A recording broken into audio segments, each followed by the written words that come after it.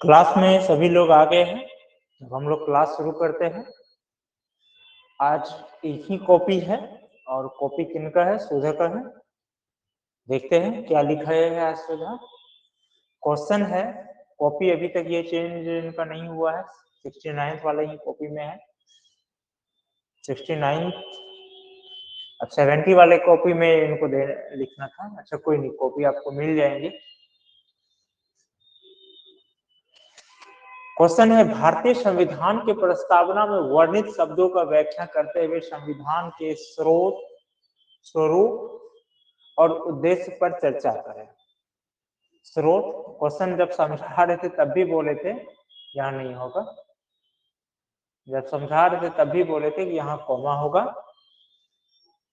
और क्वेश्चन जब समझा रहे थे तभी समझा दिए थे कि क्वेश्चन दो भागों में दिखता है लेकिन वास्तव में क्वेश्चन एक भाग में है।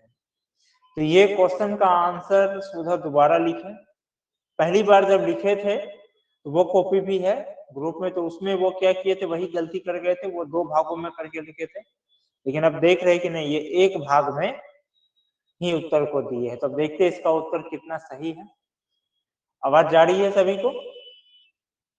मैसेज कर दीजिए यदि आवाज नहीं जा रही है तो।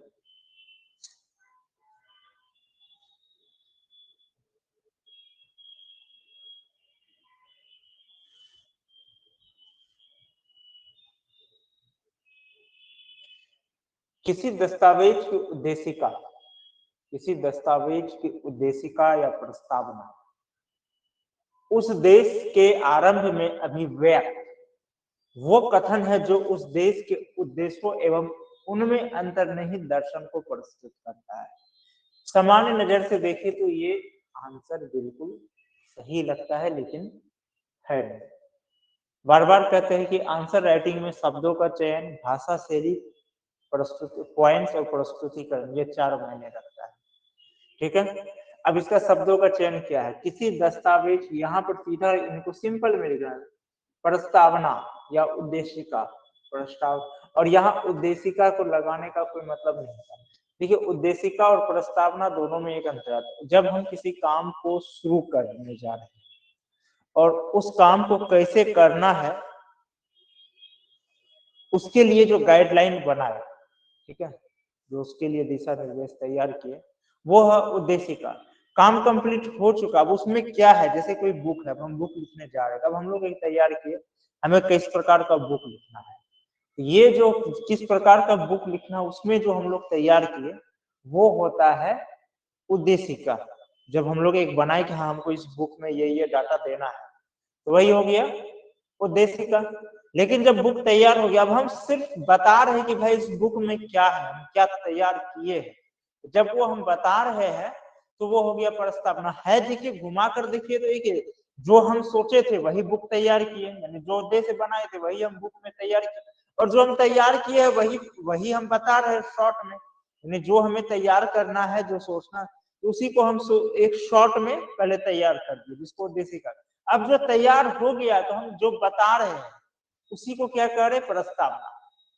तो दोनों दिखता एक है लेकिन है वास्तव में एक नहीं, थोड़ा सा एक कह सकते धागा के जैसा अंतर है दोनों के बीच में।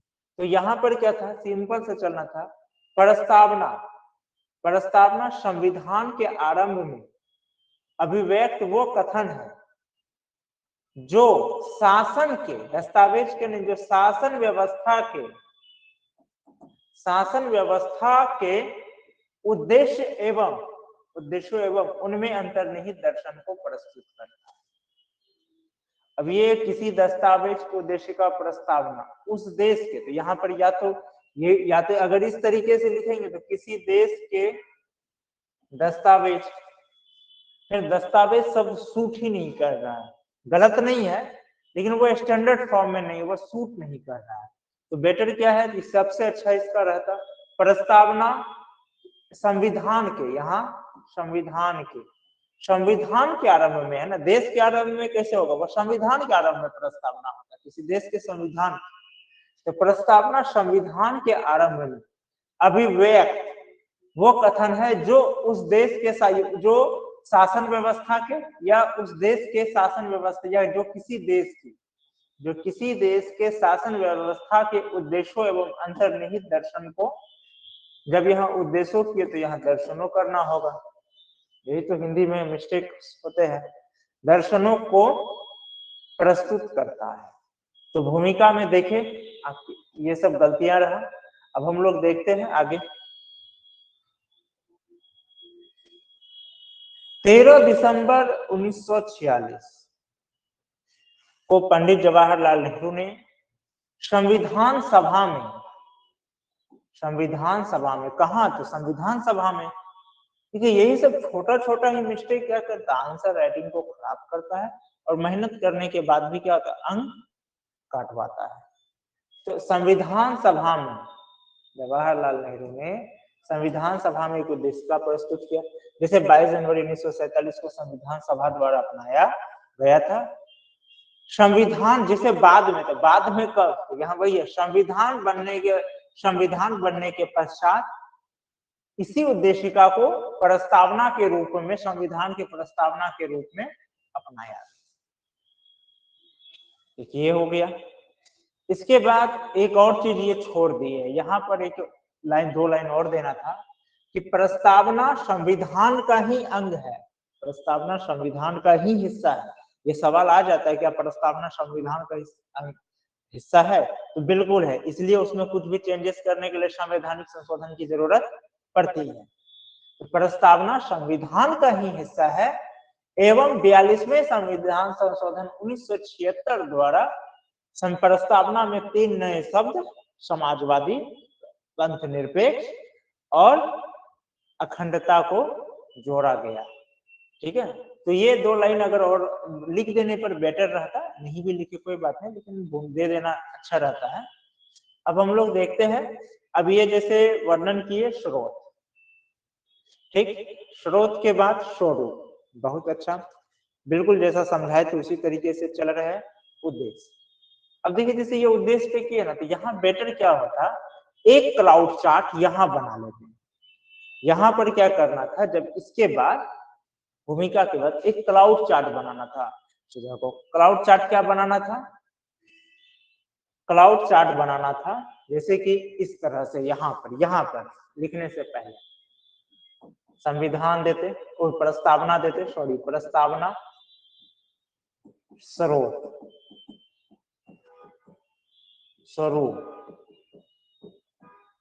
उद्देश्य, फिर यहाँ स्रोत के नीचे दे देते हैं हम भारत के लोग, फिर स्वरूप में जो है दे देते हैं लोकतंत्रात्मक, ठीक है, प्रभुत्व संपन्न, समाजवादी, पंथ निरपेक्ष, गणतंत्रात्मक, यहाँ देते। फिर उद्देश्य में दे देते समता, स्वतंत्रता, एकता, अखंडता, बंधुत्व, विभावना, ये सब देते। ठीक है, तो क्या होता है, बार बार कहते कि आंसर आपको जो कॉपी चेक करते हैं एग्जाम, उनके पास उतना समय नहीं है कि भाई हम टीचर है तो हम आपका इतना लंबा चौड़ा पढ़ लेते हैं, आप तो और 4 पेज लिख लेते फिर भी हम पढ़ते हैं। ठीक है, वो मेरी तो मजबूरी है, उसकी तो कोई मजबूरी नहीं है, जो वहां चेक कर रहे हैं उन लोगों की तो कोई मजबूरी नहीं है, हम तो भाई मजबूर है कि आप एडमिशन लिए तो हमें चेक करना पड़ेगा, उनकी तो कोई मजबूरी नहीं है। इसलिए बार बार कहते हैं कि आप जितने कम शब्दों में समझते, इससे क्या हुआ, ये अगर चार्ट दे दिए तो कॉपी चेक करने वाला समझ गया कि आप क्या कहना चाह रहे, वो आपका विजन चेक करता। बार बार मैं समझाता हूँ, कभी भी सिविल सर्विस के जो कॉपी चेक करते हैं, मेंस का कॉपी, वो ये चीज जानते हैं कि आपके पास नॉलेज है, इसलिए तो आप पीटी पास करके आए हैं, तो वो आपका नॉलेज और फैक्ट चेक कम, आपका विजन चेक करने पर वो ज्यादा ध्यान देगा।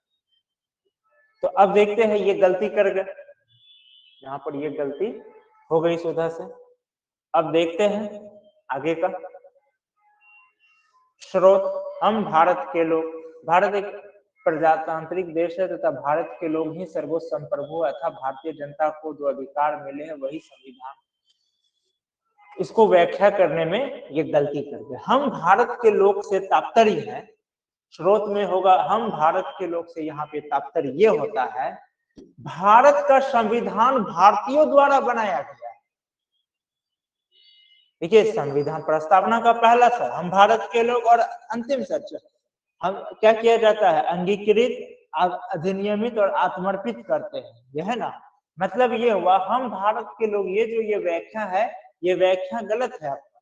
यहाँ व्याख्या यह होगा हम भारत के लोग से तात्पर्य ये है कि भारत का जो संविधान है वो भारतीय द्वारा है, एवं इसलिए क्या है, भारत में संविधान का स्रोत कौन है, जनता है।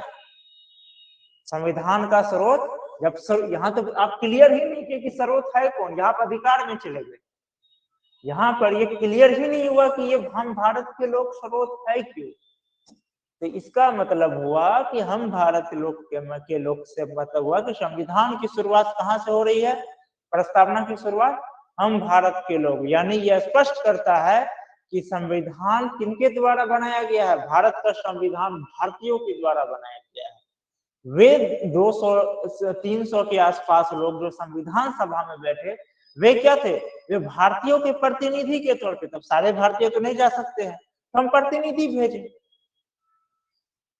यानी कि संविधान किनके द्वारा है, भारतीयों के द्वारा है, ठीक है।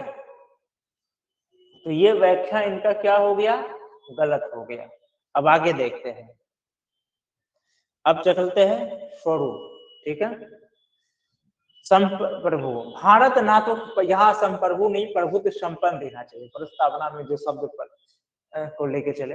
भारत ना तो किसी अन्य देश पर निर्भर है और ना ही किसी अन्य देश का डोमिनियन है, ये भी व्याख्या इनका गलत जा रहा है। देखिए ये जो कह रहा है ना, इनका भाव बिल्कुल सही है, जो ये भाव है वो हम समझ रहे कि वो सही है, आपका भाव बिल्कुल सही है, आप क्या कहना चाहते, लेकिन मन तो कोई पढ़ने नहीं आएगा ना, तो आपको जो आपके अंदर के भाव है उनको क्या करना होगा, शब्दों से प्रस्तुत करना होगा। आपके अपने वही एक परफेक्ट आंसर राइटिंग वही हुआ कि जो अंदर की जो बात है उसको आप पेपर में कितना अच्छे तरीके से प्रेजेंट कर पाते हैं। तो संप्रभु का क्या होगा, संप्रभु दो प्रकार के, यानी कि भारत पे बाह्य एवं आंतरिक दोनों रूप से क्या है, प्रभु संपन्न है, अर्थात इन पर किसी भी अन्य शक्ति का दबाव नहीं, बाह्य एवं आंतरिक दोनों, ठीक है। तो ये भी व्याख्या इनका सही है।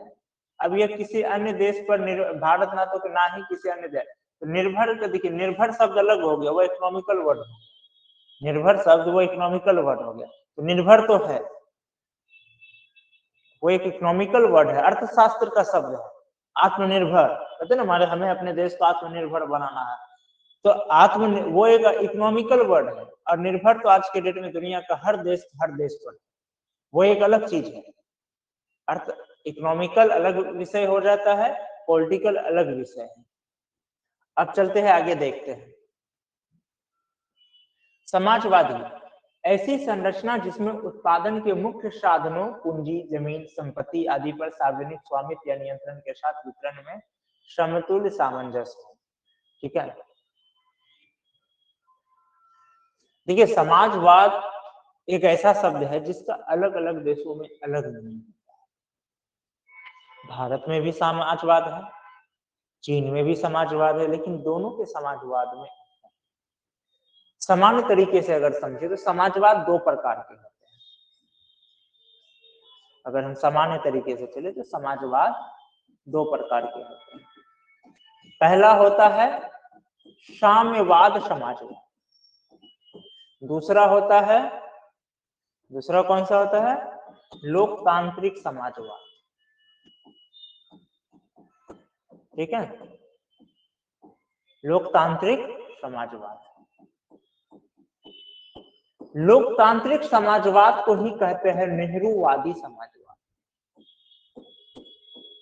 इसका रीजन क्या है, 1947 के समय में दुनिया दो भागों में बटा हुआ था, एक तरफ रूस, एक तरफ अमेरिका, जिसको कि तभी सोवियत संघ कहते, जो रूस है तभी उसको सोवियत संघ कहते थे। शीत युद्ध का वो दौर था। भारत ने गुटनिरपेक्षता का नीति अपनाया, ना हम इधर ना उधर, बहुत अच्छी नीति अपनाई। विदेश नीति में जो पंडित नेहरू की जो नीति रही विदेश नीति के मामले में, उसके बाद शायद ही कोई प्रधानमंत्री उस नीति को अपना पाए। अब आप कह सकते हैं कि नहीं, वर्तमान समय में तो भारत की विदेश नीति बहुत मजबूत है, बस बात सही है। तो आज का भारत और तब का भारत में बहुत अंतर है। आज आपके पास जो पॉपुलेशन है, जो आपकी पॉपुलेशन में एजुकेशन है, स्किल है, जो आपके पास टेक्निक है, और उस समय का जो भारत था, दोनों में अंतर है। कहने का है कि आज आपके पास वैसा है, वैसा कुछ है आपके पास, जिसके कारण कि दुनिया को आपके आगे, आपके साथ आना पड़ता है। लेकिन उस समय आपके पास वैसा कुछ नहीं था, और आपके पास दो ऑप्शन बचा हुआ था। अगर आप नए नए आजाद हुए हैं, आपका राजकोष खाली है, जनता के पास खाना तो छोड़िए, पहनने तक का भी सही से नहीं था। जैसे एक बार हमें क्लास में बताया भी है, कभी महिला अंचल पढ़िएगा फिर समझिएगा हम लोग कहाँ से कहाँ तक आए हैं। जो आंचलिक उपन्यास है फणीश्वरनाथ रेणु की, फिर हम लोग अब वास्तविक समझ पाएंगे कि भारत कहाँ से कहाँ तक आया है। तो वो भारत ऐसा था, इवन कि हम लोगों का जो एक चीनी के लिए, चीनी कारखाना के लिए भी विदेशों, उसको भी स्थापना के लिए, चीनी कारखाना खोलने के लिए भी हम लोगों को विदेशों से मदद लेना पड़ता था, वो हाल था। तो उस दौर में आपके पास दो ऑप्शन रखा गया, दुनिया के पास दो ऑप्शन था, या तो आप अमेरिका का साथ पकड़ो या फिर आप सोवियत संघ के साथ पकड़ो। और वैसी स्थिति में अगर एक नया देश, कोई एक नया देश एक ऐसा नया रास्ता ढूंढ दिया दुनिया को कि ना भैया हम आपके साथ हैं ना आपके साथ है, हम लोग चलिए मिलके गुटनिरपेक्षता बनाते हैं, जो नए देश भारत। तो इसलिए कहा जाता है कि विदेश नीति में जो पंडित नेहरू ने जो ये का जो विदेश नीति रहा, वो किसी प्रधानमंत्री का नहीं रह पाया। इसका रीजन, हाँ कुछ लोग अब आप राजनीतिक रूप से इसके विरोध होइए, आप पंडित नेहरू के राजनीतिक विरोध होइए, वो आपका अधिकार है। हर व्यक्ति का अपना राजनीतिक विचार है, आप किसको राजनीतिक रूप से समर्थक है, किसके विरोधी है, वो आपका अधिकार है। लेकिन वास्तविकता यही है कि आज भी जो भारत में जो विदेश नीति का जो अंकुर पंडित नेहरू ने डाला, आज उसी का ये परिणाम है। जो आज हमारा जो विदेश नीति इतना मजबूत है, वो उसी का परिणाम। हाँ कुछ गलतियां हुई, उनके भी शासन में कुछ गलतियां हो गई, खासकर चाइना को लेकर के, लेकिन इसका मतलब ये नहीं है कि आप एक गलती के कारण किसी व्यक्ति के, जो उनका 100 में से एक काम गलत रहा तो उसका 99 काम को भी गलत ही कहेंगे, ऐसा नहीं हो सकता है। ये तो वही बात है कि अगर खिलाड़ी 99 रन बनाया, 1 रन से चूक गया बेचारा शतक में, तो बैट्समैन खराब है, ऐसा नहीं होगा। 99 रन तक वो दिया ना योगदान, वो इम्पोर्टेंट है। तो नेहरूवादी समाजवाद यही है कि उस समय जब दुनिया इस तरीके से चल रही थी कि एक तरफ या तो पूंजीवाद को पकड़ो या फिर साम्यवाद समाजवाद को पकड़ो। पूंजीवाद हम लोग पकड़ नहीं सकते थे। पूंजीवाद से ही बचने के लिए क्या किया गया, भारत में 48 से 56 के बीच में क्या हुआ, मिश्रित अर्थव्यवस्था चला। वो हम लोग क्योंकि एकाएक का पूंजीवाद से समाजवाद में नहीं जाएंगे। फिर 1956 में जब नई औद्योगिक नीति आई नेहरू जी की, तब क्या हुआ, पूर्ण रूप से हम लोग समाजवाद नीति अपनाए, जो 1992 तक चली। फिर हम लोग मिश्रित की ओर गए। तो नेहरू जी ने एक नया समाजवाद का कंसेप्ट दिया, इसीलिए जिसको कि लोकतांत्रिक समाजवाद भी कहते हैं, जिसको नेहरूवादी समाजवाद भी कहते हैं। तो साम्यवादी समाजवाद में क्या होता है, यहाँ होता है कि जो निजी संपत्ति है इसका पूरी तरह से दमन कर देना है। यानी संपत्ति केवल किसके पास रहेगा, राज्य के पास रहेगा और किसी के पास नहीं। अब ये गिने चुने देश रह गए। नेहरूवादी समाजवाद में क्या है कि नहीं, दोनों मिलके चले, राज्य भी बढ़े, यानी कि निजी संपत्ति का भी विकास हो और राज्य का भी संपत्ति का, यानी मिलजुल के चलना है, बैलेंस के साथ। ठीक है, इसका मतलब हुआ कि दोनों मिल के चलेंगे, यानी कि निजी संपत्ति का कोई दमन नहीं करना है, हम लोगों को बैलेंस के साथ चलना है। ऐसा नहीं कि निजी संपत्ति का पूरी तरह से दमन हो जाए, ऐसा भी नहीं होना है। और ऐसा भी नहीं हो कि सारा राजकोष खाली हो जाए और पूंजीपति लोग भर जाए, ऐसा भी नहीं। और ऐसा भी नहीं कि राजकोष पूरा भरा हुआ हम लोगों के पास कोई ये नहीं है। तो एक कह सकते हैं कि जो मिक्स इकोनॉमी है, इसका भी जो शुरुआत है वो नेहरू जी ही डाली। तो यहाँ पर समाजवाद में ये परिभाषा लिखी, ऐसी संरचना जिसमें उत्पादन के मुख्य साधनों पूंजी, जमीन, संपत्ति पर स्वामित्व या नियंत्रण के साथ वितरण में समतुल्य सामंजस्य हो। तो ठीक है, ये भी परिभाषा इनका सही है, ठीक है। लेकिन भारत में समाजवाद को लेकर थोड़ा ये कर सकते हैं कि भारत में भारतीय समाजवाद, भारतीय समाजवाद से तात्पर्य है, जो भारत में जो कंसेप्ट रखा गया है कि निजी एवं राज्य के स्वामित्व संपत्ति धन का संकेंद्रण ना हो, जैसा कि डीपीएसपी में भी दिया गया है, धन के संकेंद्रण को रोकना। तो संकेंद्रण का राज्य में भी, ऐसा भी नहीं हो कि सारा धन राजकोष में ही चला गया और जनता खाली बैठा हुआ, ऐसा भी नहीं होना चाहिए। तो धन के संकेंद्रण को रोकना डीपीएसपी में भी ये दिया गया है, तो उसको आधार बना के चलते तो ज्यादा बेटर रहता। उसके बाद धर्मनिरपेक्ष के जगह देखिए हिंदी में पंथ निरपेक्ष लिखा कीजिए, ठीक है, ऐसे हिंदी में बेटर है पंथ निरपेक्ष लिखना। हमारे देश में सभी धर्म समान है और उन्हें सरकार का समान समर्थन प्राप्त है। देखिए यहाँ पर थोड़ा इस लिखने का शैली, भाषा से लिए पंथ प्रस्तावना में वर्णित पंथ निरपेक्ष से शब्द से तात्पर्य है कि भारत में सभी धर्म एक समान है और सरकार का और संविधान या सरकार द्वारा कभी भी या किसी विधि या सरकार किसी भी प्रकार से उनके साथ भेदभाव नहीं किया जाएगा। शब्द का खेल यही होता है। उसके बाद चलते हैं, देखते हैं क्या लोकतांत्रिक। संविधान की स्थापना एक सरकार के रूप में होती है जिसे चुनाव के माध्यम होगा अधिकार। भारत एक लोकतांत्रिक देश है जिसका अर्थ है सर्वोच्च सत्ता लोगों के हाथ में है।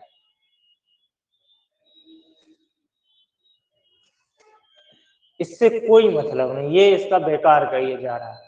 सीधा सा बात है, भारत में लोकतांत्रिक से संविधान प्रस्तावना में वर्णित लोकतांत्रिक शब्द से तात्पर्य है कि भारत में विधि बनाने का अधिकार, भारत में विधि बनाने का अधिकार जनता या उनके द्वारा चुने गए प्रतिनिधि के हो प्राप्त होगा एवं यहाँ पर शासन का जो अंतिम शक्ति है वो किनके हाथ में, जनता के पास रहेगी।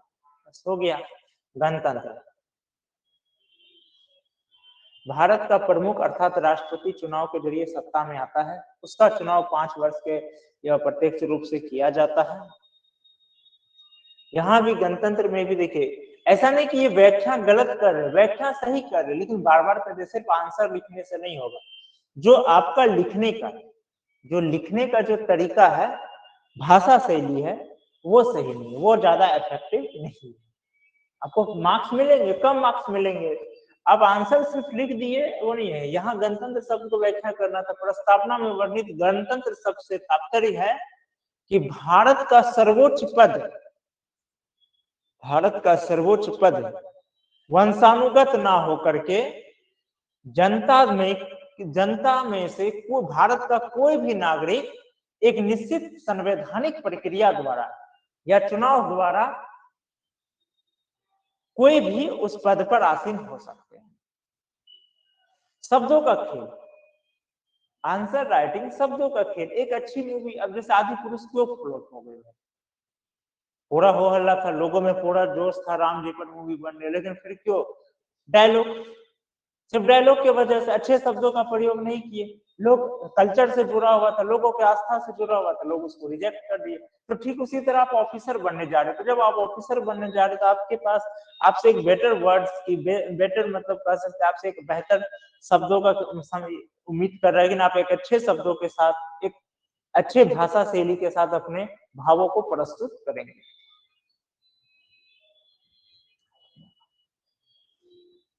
अब उद्देश्य स्वतंत्रता, समता, बंधुत्व, न्याय, उसके बाद एकता और अखंडता ये भी देना था।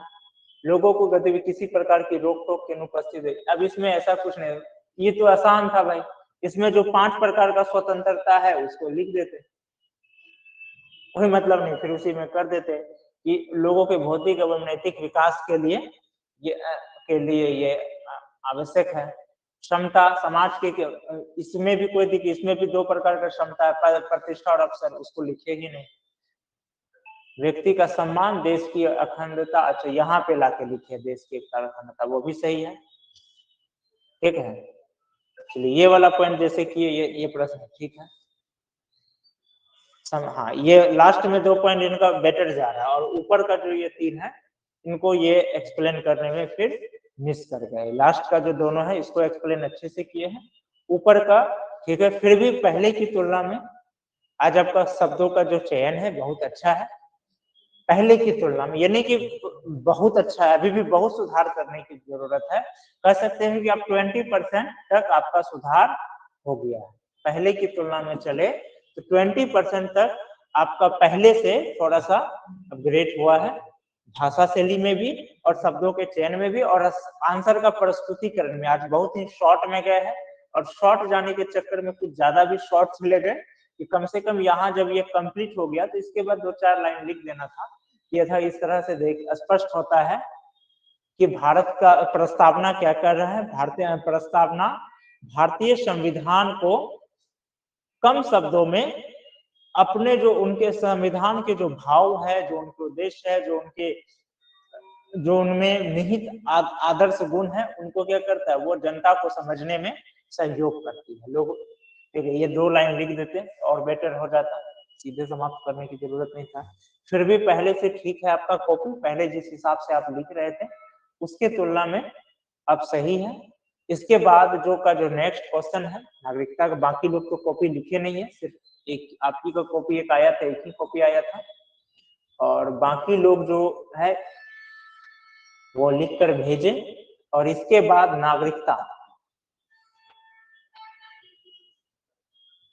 नागरिकता जो होता है, नागरिकता पर समझा दिया गया है। इसके बाद नहीं, सॉरी, इसके बाद भाग 1 पर, नागरिकता पर नहीं है, भाग 1 पर है। ये क्वेश्चन ही कल समझा दिए थे और वो क्लासरूम में रिकॉर्डेड भी है, उसको फिर से देखिए अगर कल नहीं देखे थे तो। और फिर इसको जो है उस पर भाग 1 पर जो क्वेश्चन है उसको लिखिए और फिर उसका कॉपी चेक होता है। ठीक है, तो आप लोग फिर भाग 1 पर लिखे और जो लोग आंसर नहीं लिखे हैं वो लोग रेगुलरली लिख करके भेजिए। अगर रेगुलर नहीं लिखेंगे तो नुकसान आप ही लोग का है कि जितना सुधार होगा, देखिए आंसर राइटिंग डेली का चीज, आप एक दिन लिखिए दूसरा दिन छोड़ दिए तो आपका एक दिन लिखे जो थोड़ा आप में कुछ समझ आया, पहला क्वेश्चन, उस क्वेश्चन को लिखने में जो आपका समझ हुआ, जो अपग्रेड हुआ, तो जो गैप होगा तो फिर वापस आप 0 पे पहुंचे। गैप होने के बाद वापस आप 0 पर चले जाइएगा। इसलिए बेटर है कि एक ही क्वेश्चन लिखिए। हम तो कहते हैं एक ही लिखिए लेकिन डेली लिखिए। तो 3 क्वेश्चन 5 क्वेश्चन अभी लिखने का दबाव है भी नहीं, एक लिखिए, डेली लिखिए। और एक क्वेश्चन इसलिए रखते ताकि रेगुलर रहे, कोई आप लोगों पर प्रेशर नहीं हो और उसको अच्छे से लिखे। और एक भी लिखते हैं ना तो वो काफी है। अगर एक क्वेश्चन भी आप डेली लिखते हैं तो महीने में 30 क्वेश्चन लिखे, 6 महीने में करीब 200 के आसपास क्वेश्चन पहुंच गए। तो जब आप 200 क्वेश्चन का आंसर राइटिंग करना कोई साधारण बात नहीं है। 6 मंथ में कंप्लीट हो जाएगा लगभग पूरा जीएस आपका। ये 200 क्वेश्चन का आंसर राइटिंग साधारण बात नहीं होती। तो इसलिए आंसर राइटिंग कोई बहुत बड़ी समस्या नहीं है। अगर उसको धीरे धीरे ही सही, कछुआ का ही गति से कर रहे लेकिन रेगुलर कर रहा है, वो खरगोश जैसा नहीं कि एक दिन कर लिए फिर 4 दिन सोए गए, तो खरगोश वाली हाल होगी। इसलिए जो लोग नहीं कर रहे हैं वो लोग कीजिए और रेगुलर कीजिए, नहीं तो लास्ट में हमको एक्शन लेना पड़ेगा। और एक्शन लेने के बाद क्या होता है कि फिर स्टूडेंट मुझसे नाराज हो जाते हैं, क्योंकि मेरा एक्शन थोड़ा स्ट्रिक्ट होता है और काफी हार्ड जो होता है वो डेंजर हो जाता है जब हम एक्शन लेते हैं। इसलिए सभी से मेरा यही रिक्वेस्ट है कि आंसर रेगुलर लिखिए। इससे क्या होता है, रेगुलर लिखने पर तुलना करने में भी अच्छा है। जैसे एक ही दिन सपोज कीजिए सभी कोई लिखिए तो सबका कॉपी में तुलना करने में भी अच्छा रहता, कौन ज्यादा अच्छा लिखे कौन खराब लिखे, आप लोग को भी तुलना करने में अच्छा रहता। अब आप ये लिखेंगे, कल मान के चलिए भाग 1 में कोई लिखेगा नागरिकता में, फिर कोई लिखे प्रस्तावना में, तो इससे क्या होता है ना, चेक करने में भी मजा नहीं आता। बेटर इसलिए आप लोगों के लिए भी यही है कि आंसर रेगुलर है। ठीक है, क्लास आप फिर कल से ज्वाइन कीजिए और जो लोग नहीं लिख रहे रेगुलर लिखकर कॉपी